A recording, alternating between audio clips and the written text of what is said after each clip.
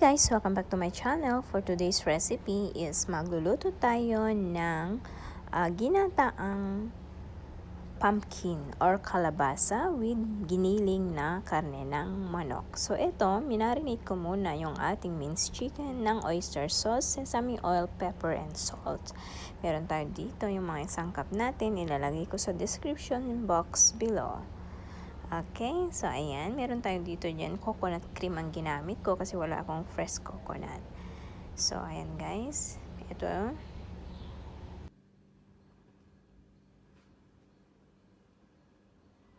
Una, maglagay tayo ng 1.5 tablespoon of cooking oil or vegetable oil.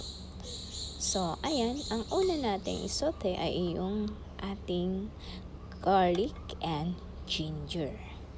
So, ayan, painitin muna natin siya ng konti.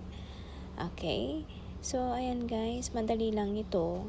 Bali, nag-crave lang ako. So, I try to cook this for today.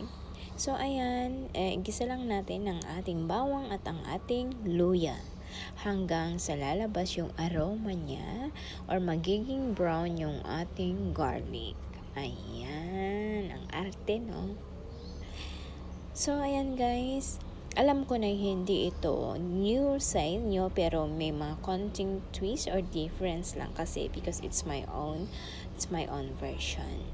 So, ayan. So, pwede din ninyong gamitan ng instead of minced chicken, you can use also pork belly or you can use also prawns. Ayan. So, for today is minced chicken ang gamitin natin for this recipe. Next is our onion. Okay, so ulitin ko, pwedeng mas masarap, mas okay. Masarap naman to, pero mas okay kung meron kayong red onions. Ako wala akong available, so I'm using the yellow onions. Ayan. So, gisa lang natin ito hanggang magiging translucent yung ating onion.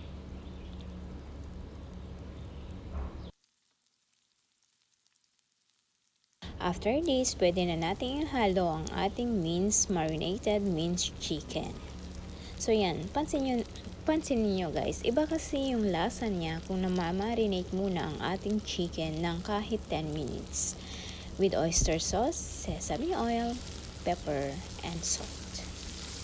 So ayan, igisa lang natin ito hanggang magiba yung kulay niya, mawala yung pinkies ng ating meat, magiging white siya. So, means naluto na siya. Okay, so igisa lang natin to. Ayan, keep stirring.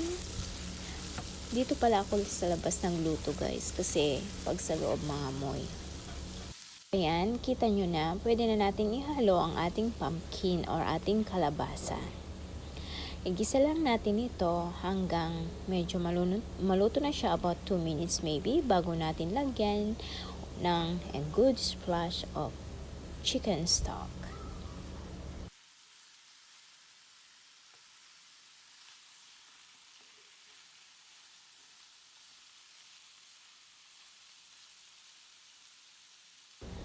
Ayan siya. So, nilagay ko na yung chicken stock natin ng half cup.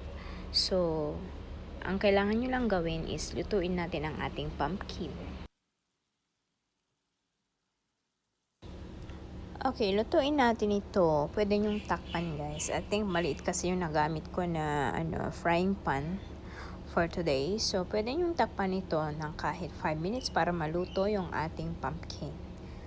Okay, so after that, kung maluto na siya, nakikita naman natin guys kung soft na yung pumpkin natin or another minute to cook. It's up to you now kasi kayo na ang nakakakita for that. Okay, so depende na sa inyo kung gusto nyo siyang overcook or yung ganyan lang siya na buo. For me is ayoko yung sobrang overcook. Next, ihalo na natin ang ating long bean or string beans. Ayan.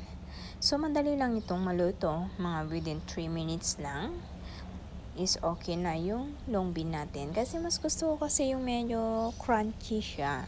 Yung hindi siya very overcooked. Ganun ako guys. Then, ilagay na natin yung ating salt and pepper. Ayan. At saka yung tomato. Sorry, it's not tomato. Okay, it's a coconut cream. So ayan guys, haluin lang natin ito hanggang matunaw, mag-liquid. Kasi galing sa fridge kasi yung coconut cream ko, so ganyan ang itsura.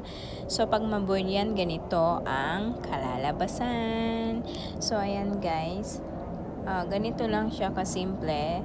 At naglagay pala ako ng fish sauce. Ayan. So, tikman na lang ninyo. Depende na sa inyong panlasa. Kung kulang siya ng asin or kulang siya ng pepper. Ayan guys. So, nasa inyo na. Pero for sure, 100% all my recipes, I'm not using betsin or yung tinatawag na MSG. Kasi gusto ko yung healthy talaga. So, ayan guys.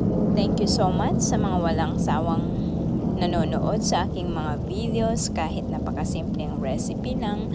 So thank you so much. Sana hindi kayo magsawa na panoorin.